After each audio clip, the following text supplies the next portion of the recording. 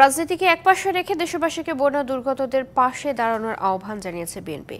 কাউকে বিশেষ সুবিধা না দিয়ে লেভেল প্লেইং ফিল্ড তৈরি করে পাকিস্তানের সাথেও কাজ করতে চায় দলটি।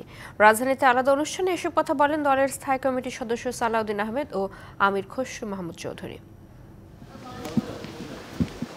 বন্যা কবলিত এলাকা পরিদর্শনে শুক্রবার সকালে কুমিল্লার উদ্দেশ্যে যাত্রা করেন বিএনপির স্থায়ী কমিটির সদস্য সালাউদ্দিন আহমেদ।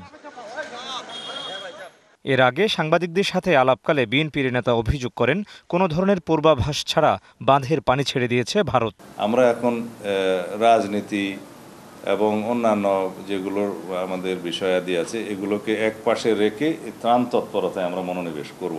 প্রতিবেশী দেশের প্রতি আহ্বান জানাবো, আপনারা জনগণের সাথে জনগণের সম্পর্ক সৃষ্টি করুন, যাতে বাংলাদেশের মানুষের মনে এমন কোনো ধারণার সৃষ্টি না হয় যে ভারত আমাদের সাথে শত্রুতামূলক আচরণ করছে। গুলশানে বিএনপি চেয়ারপারসনের কার্যালয়ে দলের মহাসচিব মির্জা ফখরুল ইসলাম আলমগীরের সাথে সাক্ষাৎ করেন পাকিস্তান হাই কমিশনার সৈয়দ আহমেদ মারুফ।